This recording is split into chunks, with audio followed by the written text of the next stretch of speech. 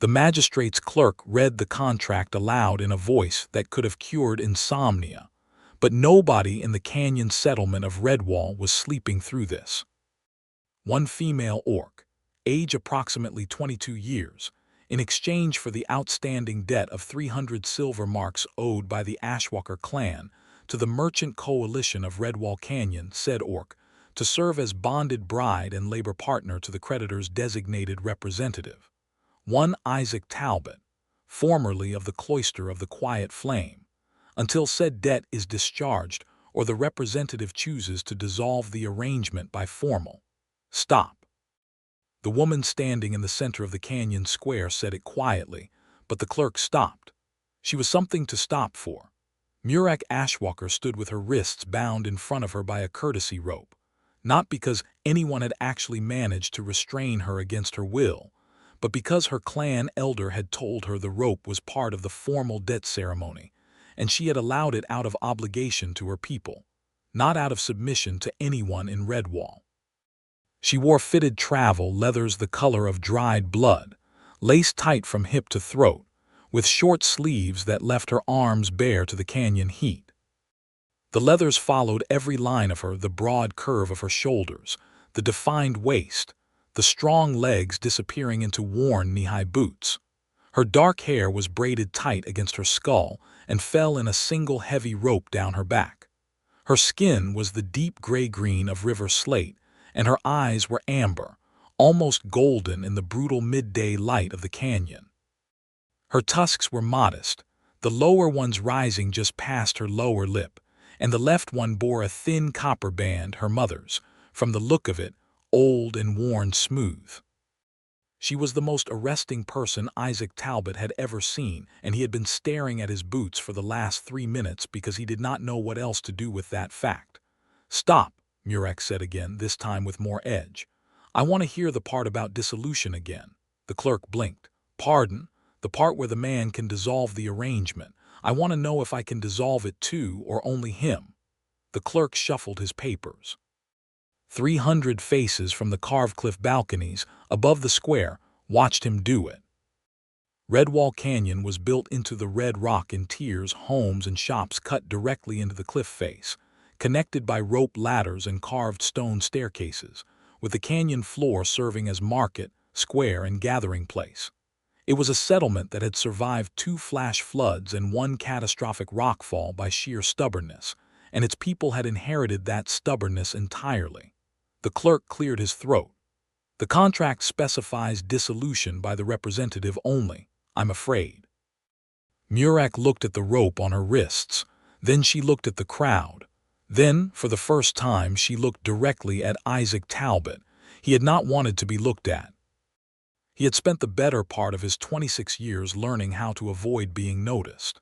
He was medium height, medium build, not the broad-shouldered type that canyon settlers usually respected, not the weathered, heroic type that women at the canyon's only tavern turned to watch.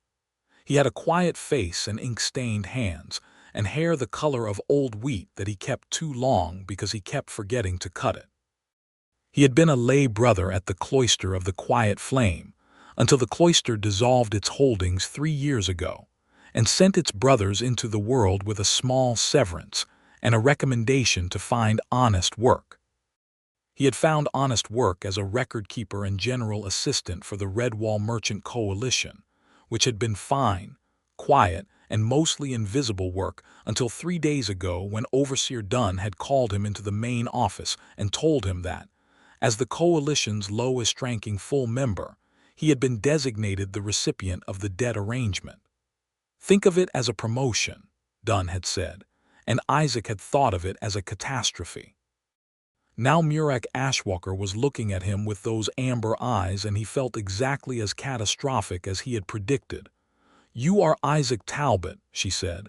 It was not a question. "Yes," he said. "You agreed to this." He opened his mouth, closed it, then made a decision he suspected would define the rest of his life. "I was told I agreed to it. I'm not sure that's the same thing." Something moved across her face. Not warmth, nothing so easy, but a recalibration. A slight narrowing of those gold eyes as she assessed what she was looking at. "Cut the rope," she said to the nearest guard. The contract is between the merchant coalition and my clan elder, Murak said, not between this rope and my wrists. Cut it or I will. The guard looked at Isaac. Isaac looked at the guard. Cut it, Isaac said. The rope fell. Murak rolled her wrists once, not because they hurt but because it was satisfying, and she kept looking at Isaac Talbot. All right, she said. Show me where you live. His living quarters were carved into the third tier of the east cliff, accessible by a narrow stone staircase that had been cut into the rock 3 generations back and never quite finished on the top 2 steps, which meant you had to vault the last bit to get onto the landing. Isaac did it without thinking. Murak did it without breaking stride, which meant she was considerably more athletic than her composed stillness suggested, and he filed that away and tried not to think about it. The quarters were, he was aware of this, not impressive. One main room with a stone floor covered in a rug that had once been red and was now a sort of apologetic orange, a sleeping pallet on a wooden frame against the far wall, a writing desk covered in papers and stacked ledgers, a narrow kitchen shelf with a fire pit alcove, one chair, one oil lamp, a small carved window that looked out over the canyon, which was the room's only genuine virtue. The view at sunset was extraordinary. Murak walked through the room once, touching nothing, seeing everything. Where do you expect me to sleep? She said. I the pallet with you. No, I can sleep at my desk, or I can find a mat. You were going to give me your only bed, she said. It seemed, yes. She turned to face him fully. Why? Isaac considered several answers and settled on the honest one. Because you've been handed to a stranger against your will, and the least I can do is not also make you sleep on the floor. Murak stared at him for a long moment. Then she walked to the window and looked out at the canyon dropping away below them. The late sun made the red rock glow like coals. My clan owes this coalition a debt I did not create, she said. My elder offered me because I am the strongest fighter, which he believes makes me useful, and because I am not yet clan bonded, which he believes makes me disposable. Both of these things made me very angry when he told me. That's understandable, Isaac said. I do not need your understanding, she said, but without real heat. I need to know the terms of this arrangement as you understand them, not as that clerk read them. Isaac pulled a copy of the contract from the folder he'd been clutching since the square and spread it on the desk. He walked her through every clause. He did not editorialize or soften anything. He explained the debt. The coalition had supplied her clan's territory with canal digging equipment and engineering consultation for flood management. The bill had come due. The clan could not pay in silver, so they had negotiated in labor, and the labor had been specified as one bonded bride, because the coalition's founding charter, written by men who had died before Isaac was born, included provisions for such arrangements when one party was an orc settlement. He told her all of that, and he watched her face do the work of processing it, and then he put the contract down. I want to dissolve it, he said. She looked at him sharply. The clause only gives me the right to do it, he said. So I'm exercising that right. I'll tell Overseer Dunn tomorrow, and if you dissolve it, the debt reverts, Murak said. My clan loses the flood management work they've already built into their infrastructure plans. They lose 3 years of expected cooperative trade. My elder already spent the credit on materials. She said it flatly, like reading figures from a ledger. Dissolving it punishes my people for my elder's decisions. Then what do you want me to do? Isaac said. Murak was quiet for a long time. Outside, the canyon was filling with the evening sounds, rope pulleys creaking as residents hauled up supplies, the smell of cooking fires drifting up from the canyon floor, the distant low note of the settlement bell marking the end of the working day. I will honor the arrangement, she said finally, but I will not be treated as property. I will contribute as a partner, and you will acknowledge that publicly, and I will determine how this living situation is managed. Agreed, Isaac said, without hesitation. That seemed to unsettle her slightly. She had expected negotiation. All right, she said. All right, he agreed. He heated water for washing and heated the evening meal, dried bean stew with flatbread from the market tier, and he set it on the desk because the desk was the room's only flat surface, and he put the single chair beside it and gestured to her. Murak looked at the chair, looked at the table, looked at the clay bowl of stew, and went very still. "I'm not eating at your table," she said. He blinked. "I'm sorry. Eating at a man's table is a clan contract," she said. "It means I accept his household, I accept his authority, I have not agreed to that." He looked at the table. He looked at the bowl. He looked at her face, which was absolutely bone-deep serious. "I didn't know that," he said honestly. "I know you didn't." He picked up the bowl. He crossed to the window side of the room, which had a section of floor that was slightly lower than the rest, creating a natural sitting area where the rock had been worn smooth by years of wear. He sat down on the floor. He set his bowl in his lap. He looked up at her. "May I eat here?" he said. Something shifted in Murak Ashwalker's face. Not much, but something. "That is floor," she said. "It is. You are the man of record in this arrangement." "I am, according to that clerk." She looked at him sitting on the floor with his bowl of bean stew and his expression of absolute sincerity, and for the first time since she had been walked into the square with that courtesy rope around her wrists, something in the rigid architecture of her posture released. "Just a fraction, just enough." "That is a ridiculous thing to do," she said. "Probably," he agreed. "I don't require you to sit on the floor." "I know." He picked up his spoon. "But I find I'd rather eat dinner with you than eat it alone at the desk, and you've determined where you want to be." Murak looked at the floor section. She looked at him. She looked at the ceiling, possibly for guidance. Then she crossed the room, sat down on the floor 3 feet from him, and held out her hand for the second bowl. He handed it over. They sat in silence for 4 bites. The stew was good. He'd learned to cook from the cloister kitchen, which had believed firmly that simple food made well was a form of prayer. Then, without any warning at all, Murak made a sound. It started in her chest. It moved up. It was a laugh, a real one, slightly disbelieving, warm in a way that her face up to this point had not been, and it lasted for 3 full seconds before she pressed the back of her hand against her mouth and stopped it. But it had happened. Isaac felt something warm move through his chest that had no good name. "What?" he said. "You," she said. "You and your floor. The floor is very nice, actually. Good stonework." She laughed again, shorter this time, and shook her head and ate her stew. They slept as agreed, her on the pallet, him on a folded blanket at the desk, which was genuinely fine because he had slept in worse places at the cloister. He lay awake for a while in the dark, listening to the canyon wind move through the carved window, and thinking about what he had gotten himself into and whether it was as complicated as it felt or more complicated than that. And he decided it was probably more complicated. Then he slept. In the morning she was already awake when he opened his eyes. She was sitting in the window cut, one leg drawn up, watching the first gray light touch the canyon walls, and she had washed her face and rebraided her hair, and she looked. He stopped looking immediately and got up to start the fire for morning tea. "What work does this coalition require of me?" she said without turning around. "I don't know exactly," he said. "The contract said labor partner. I keep coalition records, manage the supply manifests, and I'm technically the one responsible for the flood channels in this sector of the canyon."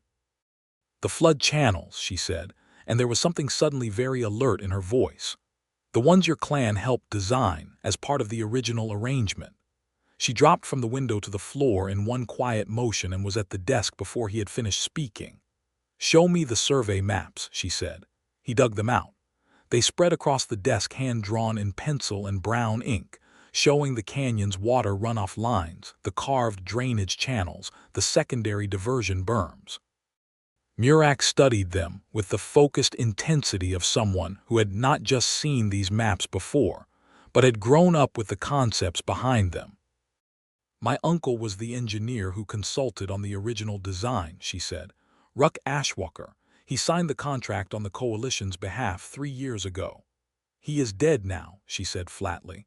"Rock fall 6 months after the consultation, but I helped him model the water behavior. I know these canyon systems."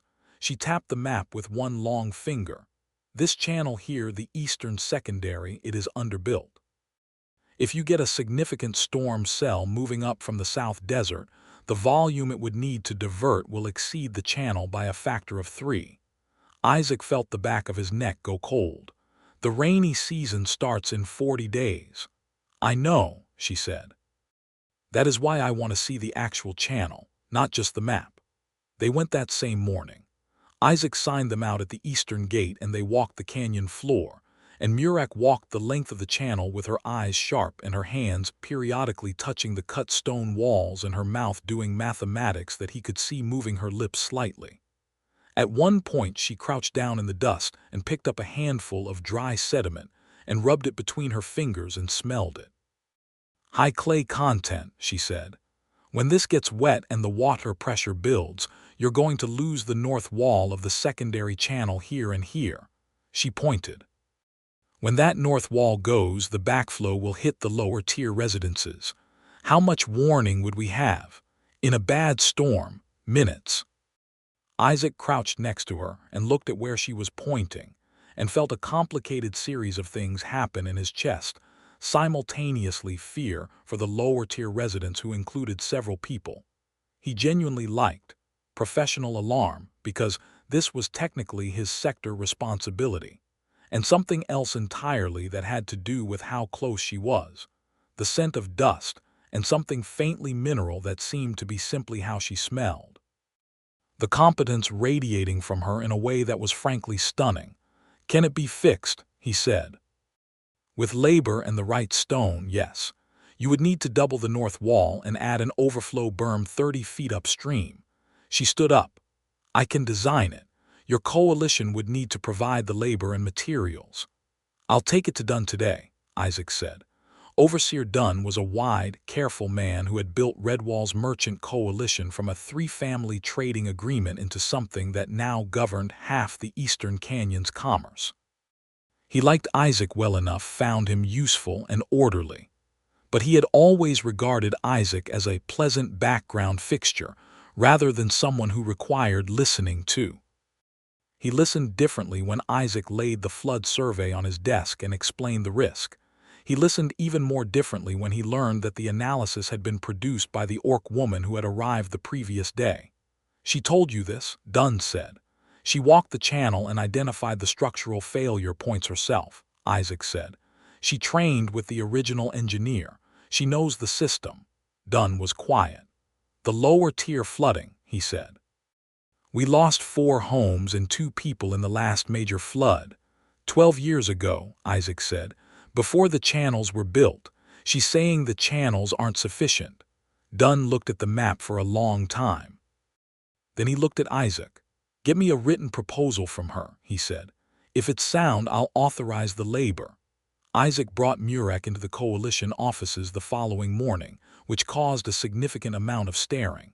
She walked through it as though staring were a weather condition she had learned to tolerate, head level, shoulders back, amber eyes straight ahead. Isaac walked next to her, slightly closer than was professionally standard, and he was aware of this and did not step back. She produced the written proposal at the desk in the main hall, working from memory and from the survey maps, and Isaac watched Dunn's expression shift from careful condescension to professional attention, and then to something close to respect, as she walked him through the hydraulic logic. She used terms from canal engineering he had to translate mentally from the cloister's records. She drew the revised design in the coalition's ledger with a precision that suggested she had done this before. This will hold against a 200-year flood event, she said. Anything worse than that and you need to talk about relocating the lower tier entirely, but that is a separate conversation. How long to build it, Dunn said. 6 weeks with 15 workers who know stone. We have 4 weeks before peak storm season. Then you will need 25 workers, Murak said, and you will need to start tomorrow. Dunn authorized it. He also, Isaac noticed, did not thank her directly. He thanked Isaac, who passed it along with the slight irritation that this required. Murak noticed this dynamic too. He could see it in the slight compression of her jaw, but she said nothing about it until they were back on the staircase leading up to the 3rd tier. He gave you credit for my work, she said. He's an idiot, Isaac said, which surprised them both. Murak stopped on the staircase. "You don't usually say things like that." "I usually try not to," he said. "I'm told it's not diplomatic." "Is it true?" "He's not an idiot overall, just in this specific way." She considered this. "That is a more accurate answer." They ate on the floor that evening again. It had not been formally agreed, it just happened. Murak settled into the worn stone section near the window, and Isaac brought the bowls over and sat down.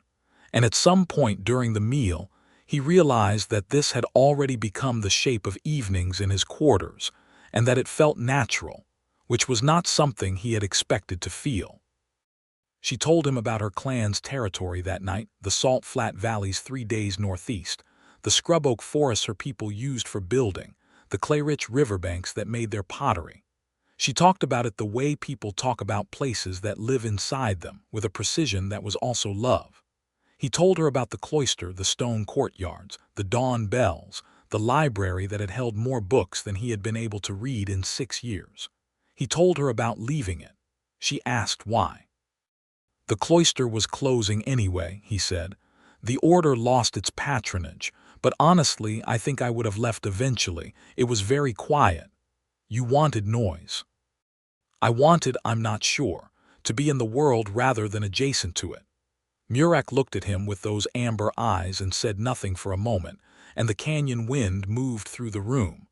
"I think you are more in the world than you realize," she said finally, and he did not know exactly what she meant, but it settled in his chest and stayed there. The flood channel work began the next morning. Isaac managed the materials manifests and labor records. It was the kind of work he was built for, precise and relentless and invisible, while Murak was on the canyon floor directing the construction itself. She worked, not supervised, worked. She moved stone with the laborers and reed levels with the string-end weight tools, and made corrections and explained load-bearing concepts to stoneworkers who were skilled at what they did, but had not thought about hydraulics before. They were wary of her for the first 3 days. By the 5th day, 2 of them were bringing her morning tea without being asked. Isaac watched this from the management walkway above the worksite, and felt something that was not quite pride because she was not his, but was definitely in the same neighborhood. On the 7th evening she came back to the quarters with dust in her braid and a cut on her forearm from a split stone edge, and Isaac was already heating water for washing, and she stopped at the door and looked at the steaming basin on the shelf. "How did you know I was coming back now?" she said. "You always come back when the bell rings at the end of the 5th work period," he said. "You've done it every day." She looked at him for a moment, the amber eyes doing something complicated. "You track when I come back," she said. "I track supply manifests and labor schedules," he said, "and apparently other things." She came in and cleaned the cut on her arm with practiced efficiency, and he brought her the evening meal without asking and sat down on the floor in the window section, and after a moment she sat down too. "Tell me about the cloister food," she said. "Why?" "Because you told me you learned to cook there and you cook well, and I am curious whether the cloister food was actually good or whether you improved on it." "Both," he said. "The cloister food was honest. I made it better. Arrogant." "Accurate," he said, and she almost laughed, almost. The corner of her mouth lifted, and her shoulders released slightly, which he was learning was her version. 2 weeks into the construction, the trouble started. It came from a man named Bren Coulter, who ran the stone-cutting operation and had been in Redwall since before it had a proper name. He was not a bad man in the broad sense, but he had lived in a canyon where the worst flood in living memory had been blamed, incorrectly, as Isaac's records showed, on an orc clan that had diverted a tributary upstream. The blame had stuck in Coulter's mind long after the river survey proved otherwise. Isaac heard about it secondhand from one of the younger laborers. Coulter had been saying, at the evening fires, that the orc woman was directing them toward a design that would make the channel failure worse rather than better, that she was probably doing it on purpose, that the coalition ought to check her work against a human engineer before proceeding. Isaac pulled Coulter's employment file that night and stood at his desk for 5 minutes and then walked back to the window section where Murak was reading through a surveying manual he dug out of the Coalition archive for her. "Coulter is raising doubts about your design," Isaac said. She turned a page. "I know. You know. 3 of the workers told me today." She looked up. "He believes I am sabotaging the project." "I know he's wrong," Isaac said. "I've reviewed your calculations twice and I'm not an engineer, but I know enough hydraulics from the cloister's drainage records to see that your math is sound." "Your confidence in my math is noted," she said, without irony. "What I mean is I want to handle it, but I want to handle it the way you want it handled, not the way I think is best." She looked at him with a focus that felt almost physical. "What would your way be?" "I would take it to Dunn, formally, with documentation. Your calculations versus a professional review. Let the review speak for itself." "And my way," she said, "would be to have Coulter walk the channel with me tomorrow morning and show him the evidence with his own hands in the stone." Isaac thought about both options. "Your way is faster," he said, "but riskier," she said, "if he refuses or if he brings friends." "I'll come with you," Isaac said. "You don't need to, I know. I want to." She studied him for another of those moments that went slightly longer than necessary. "All right," she said. They met Coulter at the channel at dawn before the work crews arrived. He came alone, which was better than Isaac had feared, and he was belligerent but not violent, which was also better.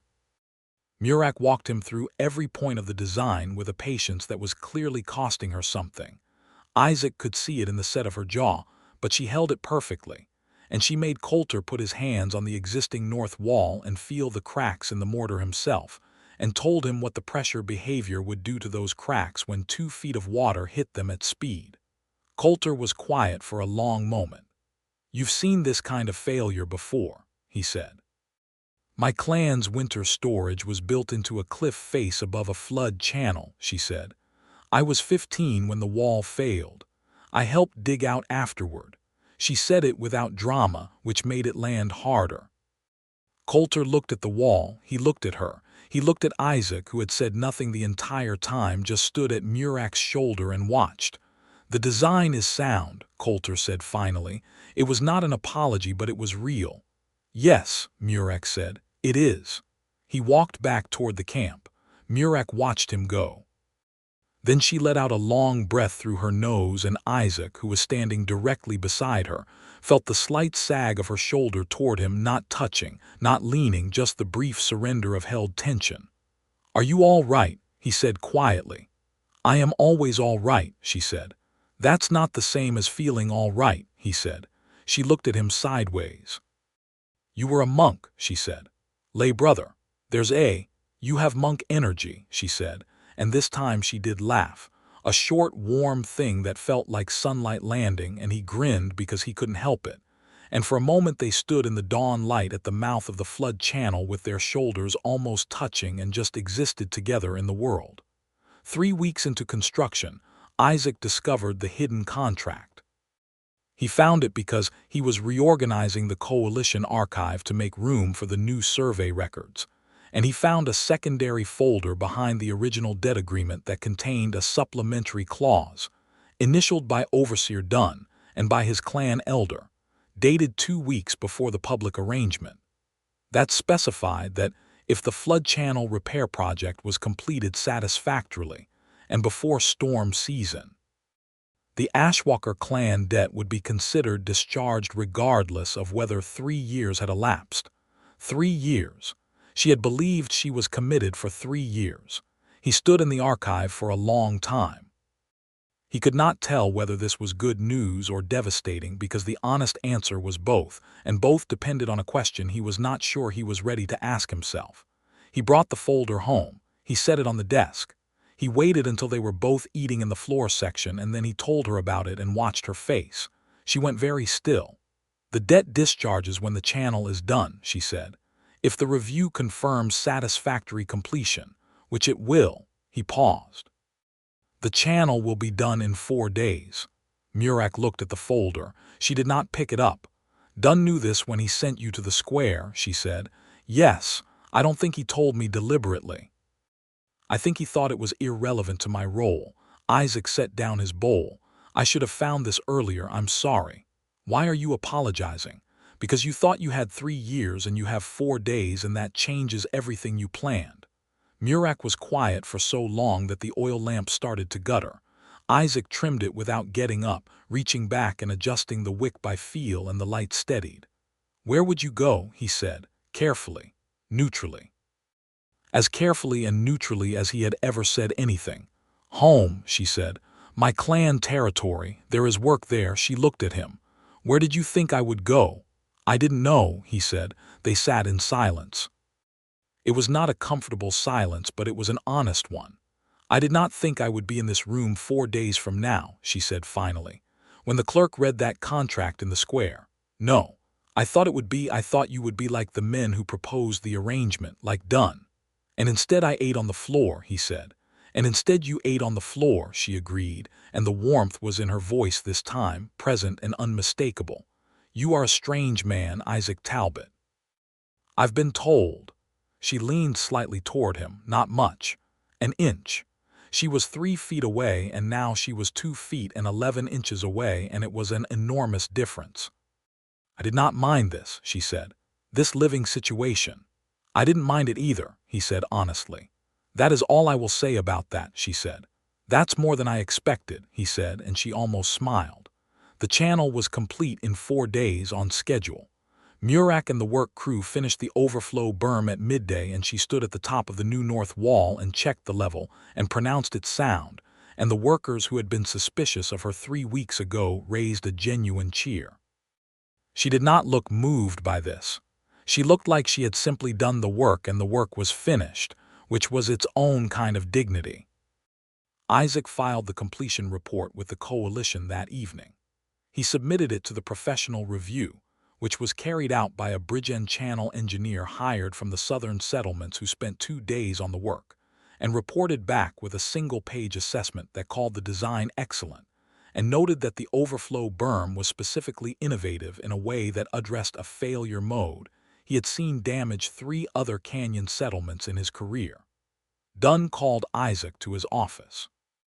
The debt is discharged, Dunn said. The Ashwalker arrangement is formally resolved. I know, Isaac said. Dunn looked at him. She's leaving. I don't know, Isaac said. That is her decision.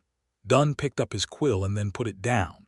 She saved the lower tier, he said. You know that. If we'd hit a real storm with the old channel, the flooding would have been catastrophic. I know, Isaac said. Tell her. I'm telling you. She is the one who did the work, Isaac said, and this time the edge in his voice was something Dunn heard because the overseer was quiet for a moment. I'll arrange a formal acknowledgement in the square, Dunn said. Do that, Isaac said, and left. He went back to the quarters. Murak was there, her travel pack on the floor near the door. Not packed but present, the same pack she had arrived with, set out like a question. She was standing at the window, looking at the canyon as the evening came in over the walls and turned the rock gold and deep red. Dunn is arranging an acknowledgement for you in the square tomorrow, Isaac said. I don't need acknowledgement, she said. It should happen anyway. She was quiet. Isaac stood in the middle of the room and looked at her pack and looked at her back and felt something pressing at the inside of his ribs. He was not a man who said things without thinking them through first. He had the cloister to thank for that 6 years of deliberate speech and patient consideration. But he had also spent 6 years in the cloister learning that deliberate consideration taken too far was just another name for fear. If you wanted to stay, he said, it would not be because of any contract. She did not turn around. On what terms? Whatever terms you set, he said. Your terms from the beginning. I haven't changed my position on that. Now she turned. The evening light came through the window and made her look extraordinary, the amber eyes, the gray-green of her skin against the dark leather, the copper band on her tusk catching the last sunlight. She was looking at him with something in her face that she had been keeping controlled for 3.5 weeks, and that control was loosening at the edges. Isaac, she said, just his name. Yes, he said. Come here, she said. He crossed the room. He stopped a foot from her. She was slightly taller than him, which he had known from the beginning and which had never once bothered him, and she looked down at him now with those eyes, and she put one hand against the side of his face, and he breathed. "I am not staying because of the arrangement," she said. "I know," he said, "and I am not staying because there is nowhere else to go. I know that too." "I am staying," she said, "because you ate on the floor." He laughed, a surprised sound, and she was smiling now, a real one, wide enough to show the edges of her tusks, wide enough to reach her eyes, and then she kissed him, and he kissed her back, and the canyon wind moved through the room around them, and the oil lamp light was warm. It was not a careful kiss. It was the kind that two people share when they have been holding something for 3.5 weeks and the holding is finally over. It was warm and honest, and he brought his hands up to her waist, and she kept her hand on the side of his face, and they stood in the window light and did not hurry. When they finally broke apart, she rested her forehead against his. Her eyes were closed. "I still will not eat at your table," she said. "I would never ask you to," he said. She laughed again, and this time it was the real one, the warm, slightly disbelieving one from that first evening, except now it was not at all self-conscious. She laughed, and it filled the room, and he thought he would spend a considerable amount of time trying to hear that laugh again. She did not leave in the morning. Her pack stayed on the floor near the door, and she helped him make morning tea, and they stood at the window together and looked at the canyon coming into the day. The storm came on the 28th day of the rainy season. Isaac woke to the sound of it, a low thunder that was not thunder, the sound of a lot of water falling somewhere above the canyon rim and finding the paths it always found. He was already sitting up when Murak touched his arm and said, "That's it," in a voice that was absolutely calm and meant the opposite. They were both dressed and out the door in 3 minutes. On the upper balcony outside the quarters, the canyon was filled with sound. The distant roar of water, the trickle accelerating in the drainage grooves along the cliff face, the canyon wind carrying a cold, wet smell that was rain on hot rock. Down on the canyon floor, lights were coming on as residents heard the warning bell start ringing from the settlement's watch post. "The eastern secondary channel," Murak said. "How bad?" Isaac said. "I don't know yet. The berm should hold. Come on." They went down the stairs fast. On the canyon floor, the first water was already running, not flooding, just the normal channel flow, but fast and brown and carrying grit. The lower-tier residents were already starting to move their most essential items to the second-tier staircases, a rehearsed evacuation that happened every storm season with varying degrees of urgency. Isaac moved through them, checking faces, confirming people were moving. He stopped. At the base of the north staircase, an old woman named Sarah Mull, who lived in the very lowest tier and who was the best baker in Redwall and who was 71 years old and moved slowly on good days, was attempting to carry a large storage chest up the first flight by herself. The staircase was wet. The chest was clearly too heavy, and above the channel the sound of water was intensifying. "Sarah," Isaac said, and went to her. "I can manage," Sarah said in the voice of someone who absolutely could not manage. "The storm is building," Isaac said. "Leave the chest. Let's go." "My husband's letters are in this chest," Sarah said, and that was that. Isaac took one end of the chest. Sarah took the other. They started up the stairs. It was slow, and the stairs were wet, and the water on the canyon floor was rising, not dramatically but steadily. And from the eastern channel direction there was a sound that was different from the general roar, a lower, grinding note. Murak heard it before Isaac did. She had been 10 feet behind him, keeping the pathway clear, and she stopped and turned toward the eastern channel, and her face did something he had never seen it do, which was go completely blank with calculation. "The overflow berm," she said. "Is it holding?" "It is holding," she said, but she was moving now toward the channel. "But there's something on the canyon floor upstream. Someone left equipment near the channel mouth. The water is deflecting." The equipment was 2 wagon wheels and a section of lumber left by a careless work crew, and the water deflecting off them was not catastrophic in itself, but it was pushing toward the main channel mouth in a way that would interfere with the berm's function. And if the berm's intake was blocked at peak flow, Isaac understood this 2 seconds after Murak did because she was already running. Isaac handed his end of the chest to a passing laborer and said, "Third tier, please," and ran after her. The canyon floor was moving water now, calf depth in the channel and ankle deep across the open floor, cold and fast, and Murak hit the equipment before Isaac was halfway to the channel mouth. She pulled the lumber section out of the water line first.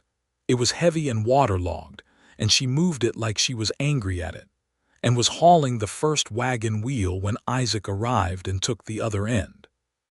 The wheel came free and they pushed it up the bank and the water redistributed immediately, the deflection wave redirecting back into the main flow, and above them the berm intake cleared. The sound of water in the channel changed.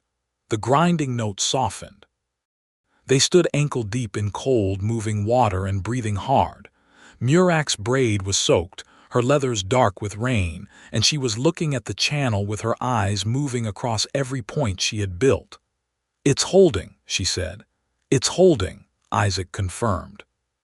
She turned to him, and he was soaked and breathing hard and had water past his boots, and there was a cut on his knuckle from the lumber edge, and she looked at him with an expression that knew something fierce and warm together that he did not have a precise name for. "You could have stayed back," she said. "I was helpful with the wheel," he said. "I would have managed the wheel." "I know." She grabbed the front of his wet shirt with both hands and kissed him in the rain in the middle of the flooded canyon floor.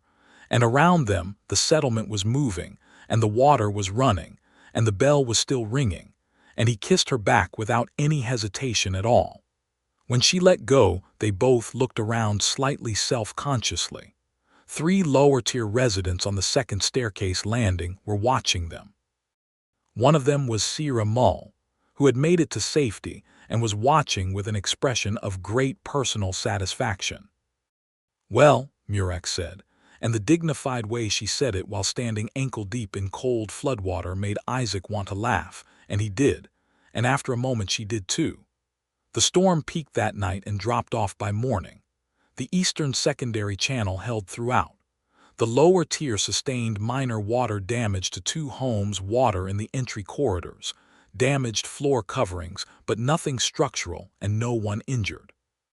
The old channel, according to Murak's calculations, would have resulted in complete north wall failure within 40 minutes of peak flow, and would have destroyed or severely damaged 9 lower-tier residences. Dunn's square acknowledgement happened 2 days later, after the canyon had dried enough to make the floor presentable. He was better at it than Isaac had expected. He stood Murak at the front of the gathered settlement and gave her credit directly and specifically, naming her by name and by work.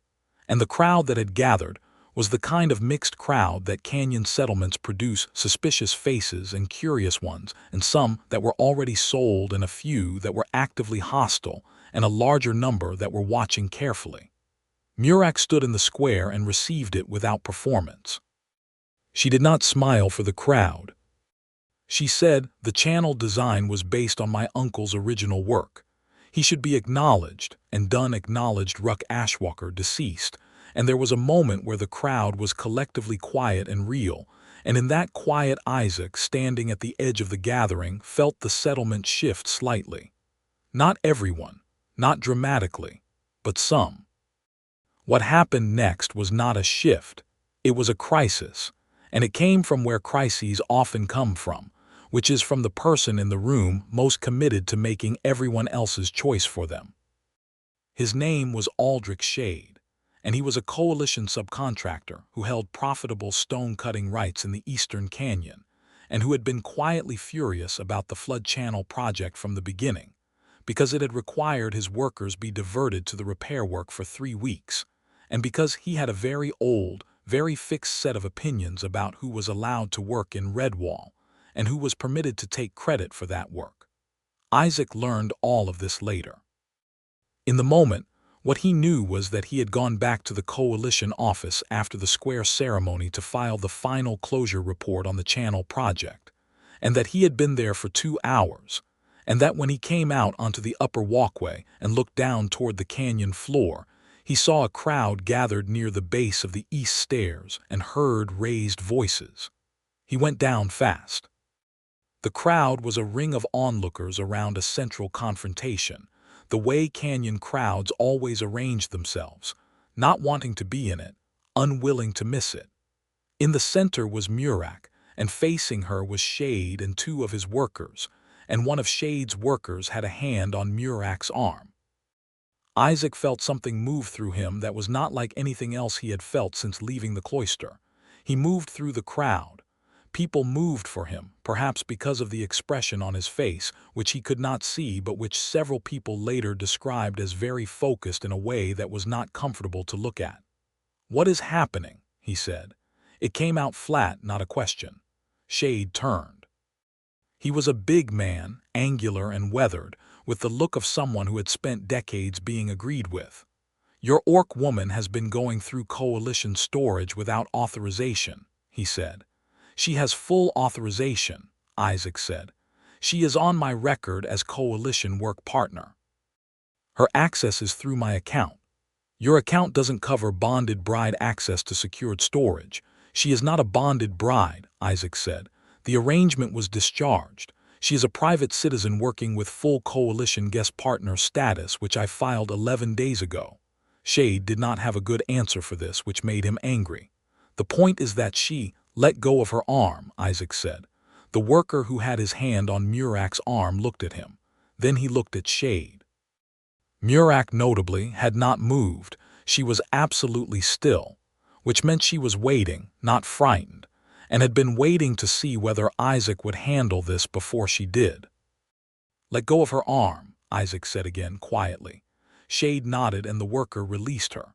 Murak rolled that wrist once, the same motion as the courtesy rope in the square a month ago, and looked at Isaac with those amber eyes, and what was in them was not relief, but it was something adjacent to it, something warm and serious at the same time.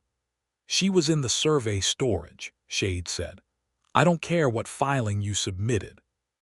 "Then take it up with Overseer Dunn," Isaac said, "who approved the filing and who, I am confident, will share my view that you putting your worker's hand on a guest partner of this coalition is significantly more of a problem than anything the guest partner was doing in storage." Shade looked at him. He was looking at the ink-stained hands and the medium height and the hair that needed cutting and making a calculation. Isaac held very still and let him make it.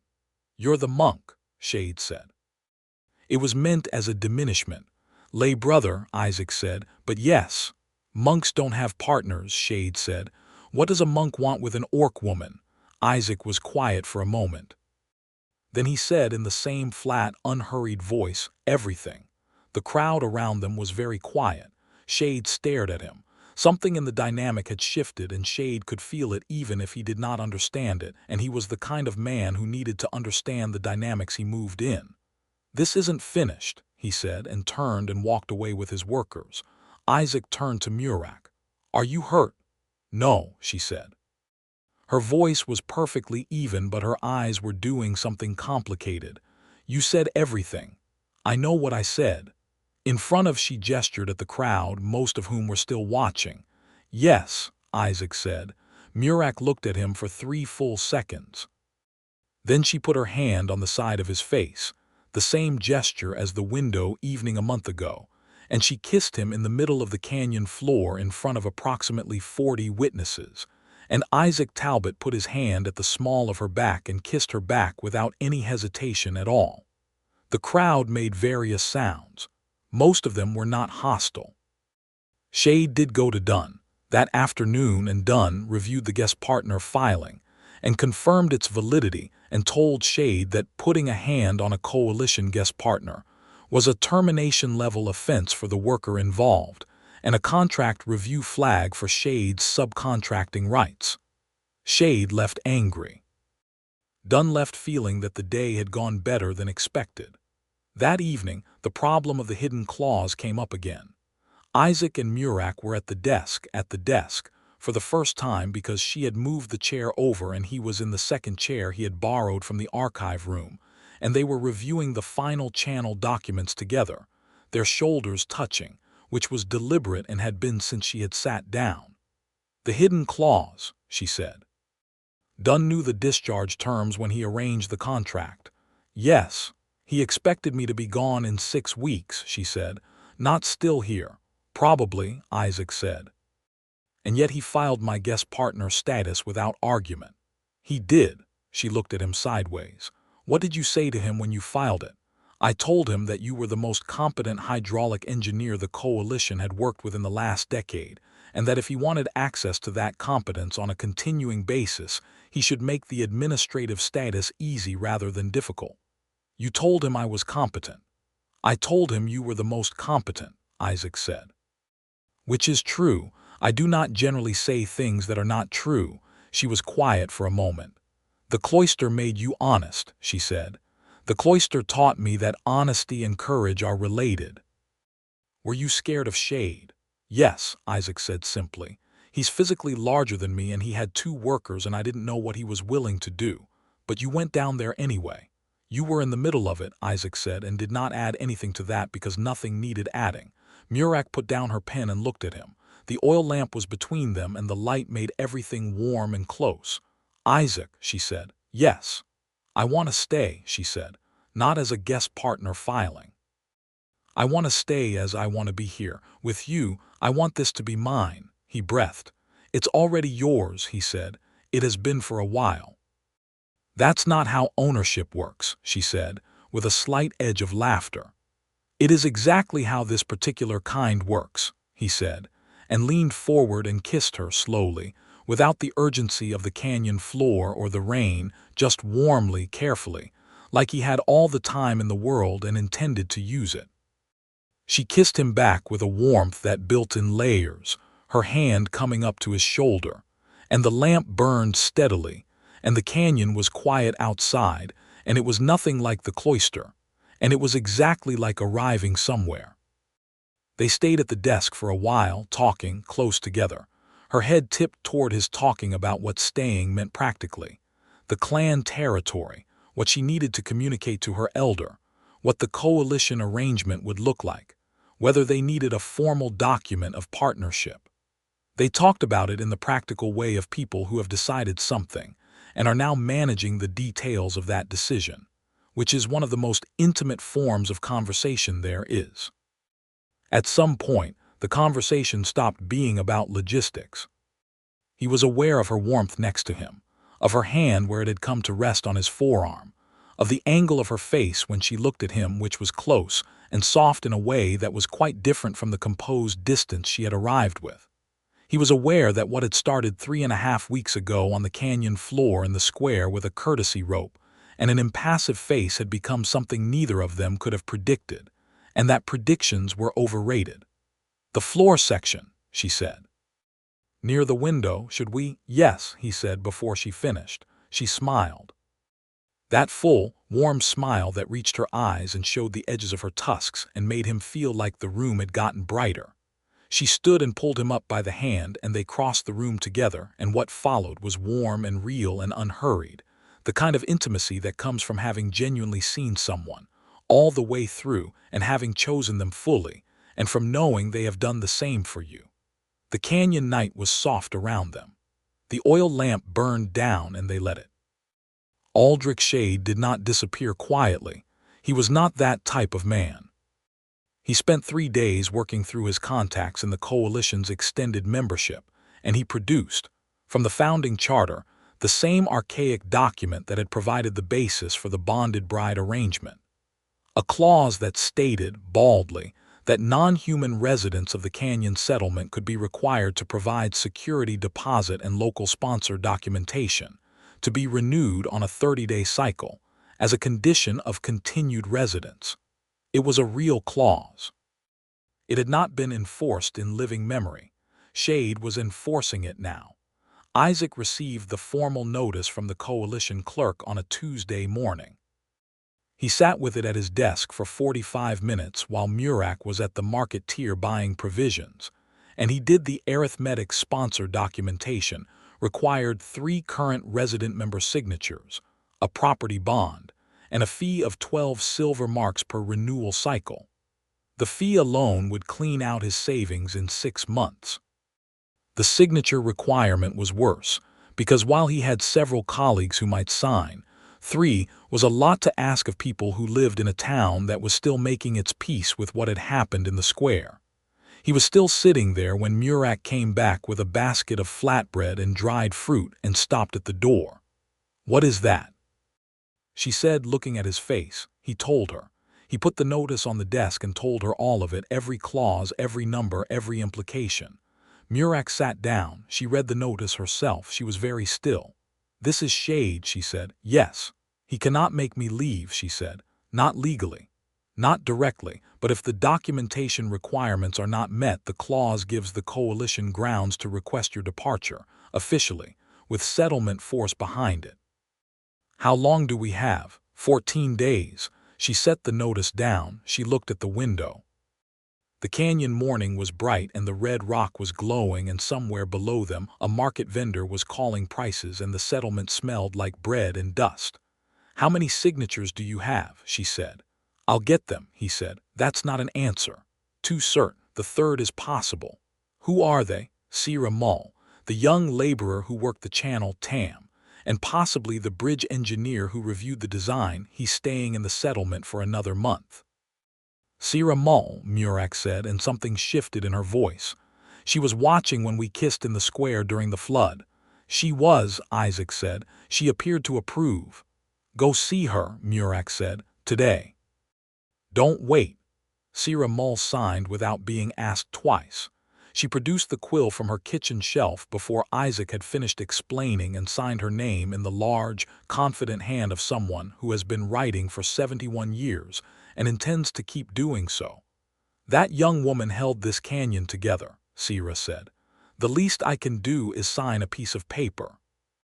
Tam signed the same afternoon, his face red with the awkward earnestness of a 20-year-old who had developed a considerable amount of professional admiration for Murak over the course of 3 weeks and was now having that admiration tested.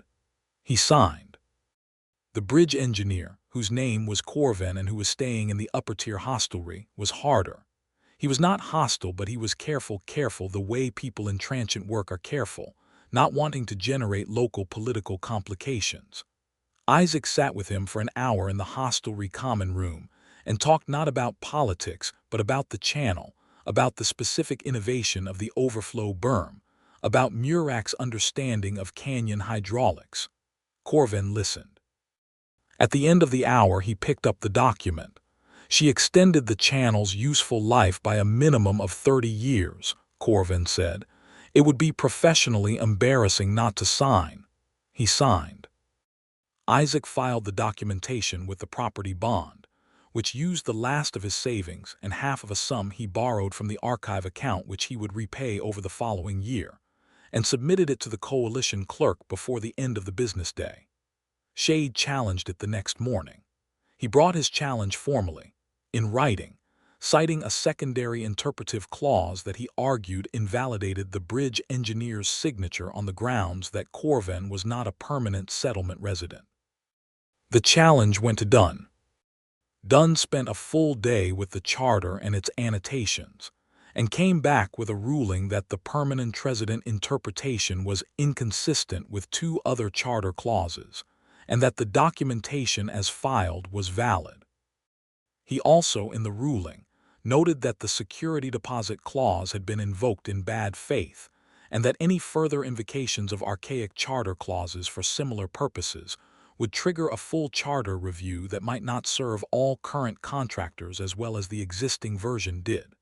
Shade did not challenge again. Isaac came home that evening with Dunn's ruling in his hand, and Murak looked at his face and said, "We won." "We won," he said, and she crossed the room, and he was not sure who moved first, but it did not matter because they were both moving. Winter came to Redwall Canyon in the way desert canyon winters always do, not with snow but with cold air that came off the high desert like a blade, and long nights, and the smell of wood smoke from every carved window along the cliff face. Isaac acquired a second lamp and they pushed the desk to the window side, and the floor section became by common agreement the place they existed in the evenings, with a blanket now because the stone was cold, and they ate there together every night. He never put a table in the room. They never discussed this directly. It was simply true. Her clan elder came in the 6th week of winter, a hard-faced older orc named Gath Ashwalker, who rode into the canyon settlement on a horse that looked like it had made the journey without rest, and who stood in the coalition square and demanded to speak with Murak. Isaac was with her when Gath arrived, and he stayed with her when Gath told her that the clan needed her back, that winter was hard and the clan's defensive network was under strain and she was their best fighter and had been absent too long. Murak listened to all of it. Then she said, "The debt is discharged. The clan still needs. I know what the clan needs," she said. "I have spent every year since I was old enough to work giving the clan what it needed. I gave 3.5 weeks of work in this canyon that saved the coalition's flood management and secured the clan's trade relationship for another decade. She was not raised, she was absolute. I am not gone from the clan. I will come when the clan faces genuine crisis, but this is my home now." Gath looked at Isaac for a long moment. Isaac held his gaze and said nothing, which was the right choice. "The human," Gath said to Murak. "Yes," Murak said, "the human. He is acceptable to you."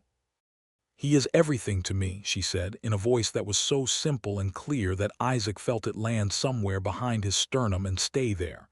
Gath looked at her for a long time. Then he looked at Isaac. "You understand what she is," he said, and it was not a threat, it was a genuine question. "I'm learning," Isaac said. "I think that's the honest answer." Gath made a sound that might have been approval. Then he said something in the clan language to Murak, quick, low, and she responded, and her voice had something in it that he had not heard before, something tight. He asked her about it later. "He said the clan acknowledges the partnership," she said. "And he said my mother would have liked you." "Your mother," Isaac said carefully. "She died when I was 14, Murak said. She liked men who were not frightened of her. She said they were rarer than good water in the salt flats." She looked at him. "You are not frightened of me." "No," he said. "I know," she said. "From the very first night. When I sat on the floor," he said. "When you sat on the floor," she said, and she was smiling, the real one, and he reached out and tucked a loose strand of hair back from her face, and she turned her face slightly into his hand. A small motion. And the lamp light was warm and the canyon was cold outside and they were completely, entirely home. The formal homecoming, the public one, the one that Redwall would tell the story of later, happened in the early spring, 6 weeks after Gath's visit, when the rainy season was fully done, and the channels had proven themselves through 2 significant storm events, and the settlement was breathing the particular relief of a winter survived. Dunn organized it. Isaac suspected Sira Mull had a hand in the organizing, because the event had elements of Sira's approach to things. The practical made ceremonial, the straightforward given a good frame. There was a gathering in the canyon square, with the tiered balconies above full of residents who had been told to come, and many of them had come, and some of them had come with their arms crossed, and their faces arranged in various degrees of uncertainty.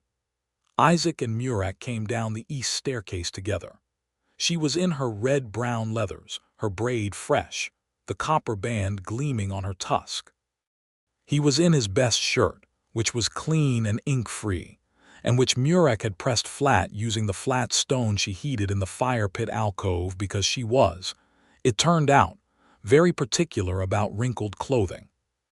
They came down the stairs side by side and walked onto the canyon floor, and through the crowd toward the center of the square, and Isaac put his hand in hers, and they walked like that, openly, in front of everyone. Dunn stood at the front. He did not make a long speech. He was too practical for that.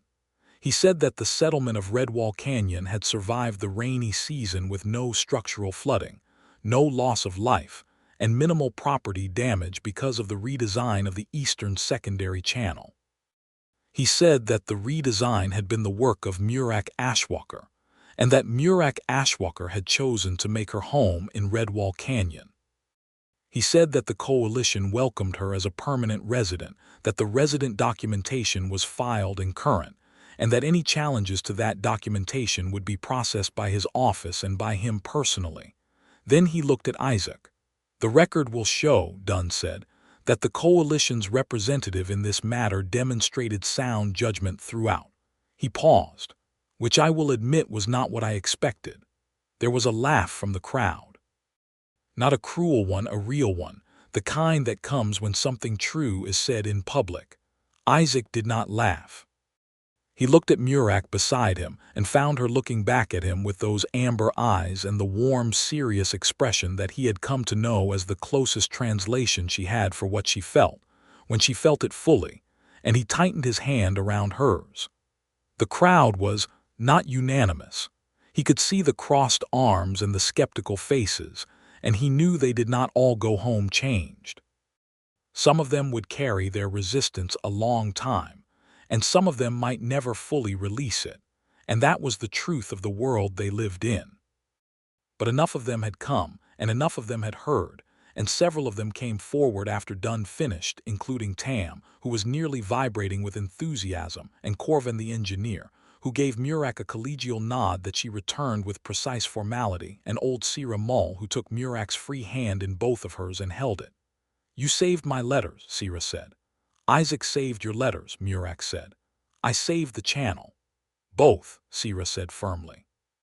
"Both saved my letters," and she looked between them with great satisfaction. Coulter was there in the back of the crowd. He did not come forward. He did not leave either. He stood and watched, and when Isaac glanced at him, Coulter gave a single nod, small, honest, the nod of a man who is working through something and is not done yet but has started. Isaac nodded back. Shade was not there. Isaac noted this and noted that he did not mind. After, when the crowd had dispersed and the canyon was going about its afternoon, Isaac and Murak walked the channel.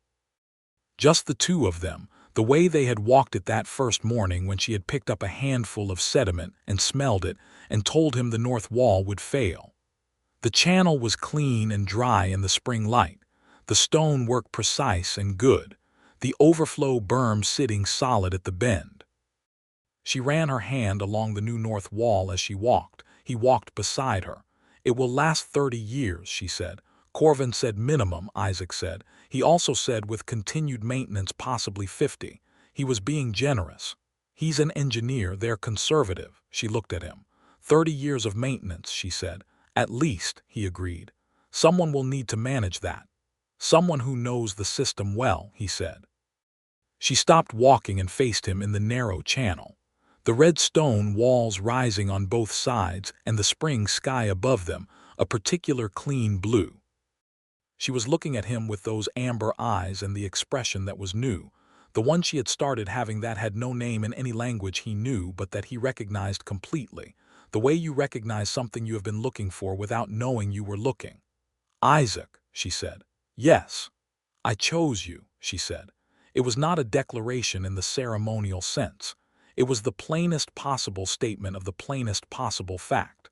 "On the night you sat on the floor, I began choosing you. And I have not stopped." He breathed in the spring air that smelled like clean stone and the distant sweetness of the desert blooming somewhere past the canyon rim. He reached up and touched the copper band on her tusk, just the edge of it barely, the old worn metal of her mother's ring, and she tilted her face toward him. "I chose you when I cut the rope," he said. "I think. I'm not sure I knew I was doing it then." "You knew," she said. "Probably," he admitted. She kissed him in the dry channel in the spring light between the walls of the thing she had built to protect the place that had become her home, and he put both arms around her and held on. They went back up the staircase in the late afternoon, past the second tier where someone had put flower cuttings from the market tier in the wall niches, a spring custom that always made the cliff face look briefly and surprisingly beautiful, and up to the third tier where the door to their quarters was open to let in the spring air. Murak went straight to the window.